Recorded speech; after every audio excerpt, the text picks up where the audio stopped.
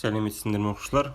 Бүгінгі сабақ барысында 8-ші сынып Қазақстан тарих пәні бойынша 4-ші тоқсанға арналған бұжымымызды талдайтын боламыз.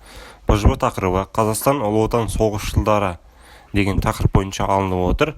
Міне тақырыбы, оқу мақсаты, бағалау критерийлері, ойлау дағдылары, орындау уақыттарын көріп отырсыздар.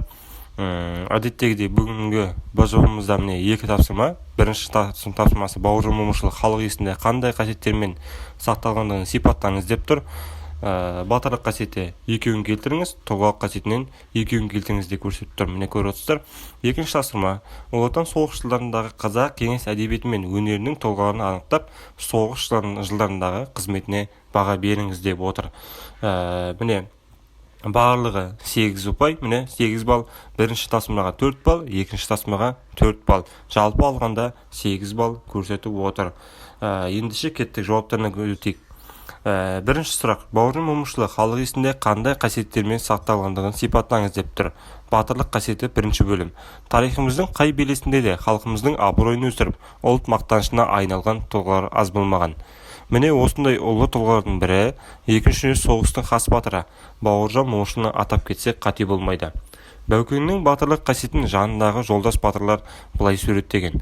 Кеңес одағының батыры Мәлік Ғабдуллиннің естелігінде былай делінеді. Жауынгерлік ар-намысым менен осында. Жауынгер жолдастарымның қаны төгілген дивизияда қалуымды талап етеді. Мен солдатпын. Солдатша соғысты да білуге міндеттімін. Солдаттың жүрегіндегі сөзді айтуға да тиістімін. Менің сөзім осы, жолдас комиссар, дейді Бауыржан Егоровқа. Міне осымен біздің батырлық қасиеті бірінші бөліміміз аяқталды. Екінші бөліміне көшетін боламыз. Батырлық қасиет екінші бөлім. Кеңес одағының батыры Бауыржан Момышұлының тағы да бір батырлық қасиеті ол намысшылдық еді.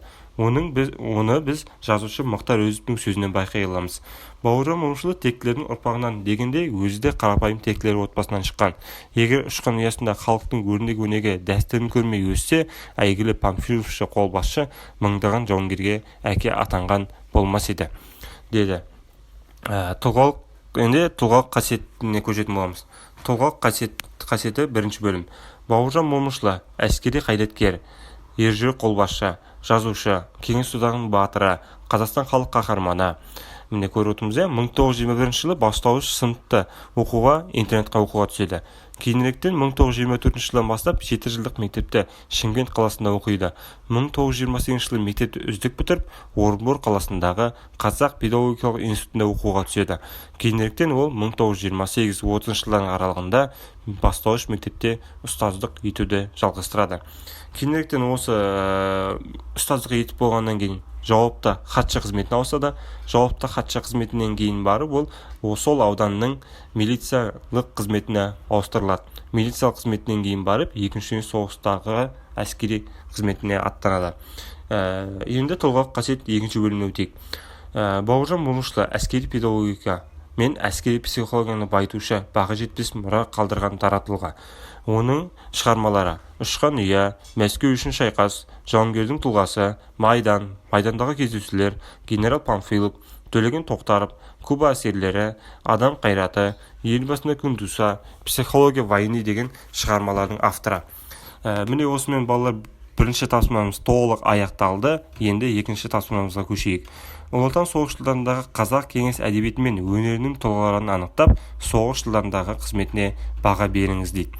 Міне енді көріп отырсыздар сіздер бірінші, екінші және үшінші, төртінші сұрақтарды көріп отырсыздар. Міне осы төрт сұраққа да жеке бір балдан береді.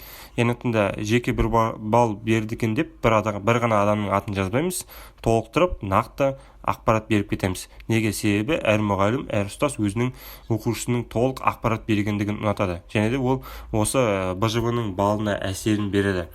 Бірінші, көрнекті ақын жазушылар Ғабит Мүсірепов, Сәбит Мұқанов, Ғабиден Мұстафин, Мұхтар Әуезов тағы басқалар. Екінші, қазақтың кәсіби композиторлары Брусиловский, Ахмет Жұбанов, Мұқан Төлебаев, Хамидин тағы басқалар. Үшінші, танымал актерлар Шәкен Айманов, Қожамқұлов, Өмірзақов, Қармысов тағы басқалар. Төртіншінде біз адамның атауын атамаймыз, және осы жоғарыда көрсетілген тұлғаларға баға беріп өтеміз. Ұлы Отан соғысындағы жеңіске Қазақстанның мәдени қызметкерлері де үлес қосты. Ғылым және өнер адамдарының шығармашылық еңбегі, майдандағы кеңестік әскерлерінің ерлігімен, жұмысшылар мен колхозшылардың тылдағы даңқты істермен қатар Ұлы Отан соғысының ерлік тарихында өзіндік жарқын із қалдырды. Міне оқушылар, осымен біздің екінші тапсырмамыз аяқталды. Жалпы айтқанда бүгінгі БЖБ-ға арналған сабақ барысымыз аяқталды.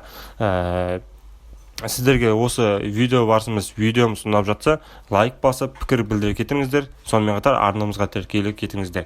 Себебі келесі БЖБ-мыз, келесі осы тарихқа байланысты видеомыз шыға қалса, сізге хабарландыру ретінде телефоныңызға барып тұрады. Және де осы пікірге келесі тақырып, келесі қай сыныптан болсын БЖБ жаза кетіңіздер. Сонымен қатар каналымыздың дамуына үлес қоса кетіңіздер. Жақсы, сау болыңыздар оқушылар.